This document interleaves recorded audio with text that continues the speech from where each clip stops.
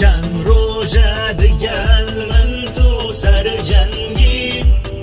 بوچه ای رو دمیر چی بدنگی چند روزه دست تبو من ساره چند روزه رونده که من بباره چند روزه جاوید من بزاره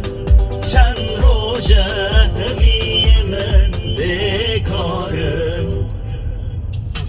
گر بچی دور تا بمینم مر نخونه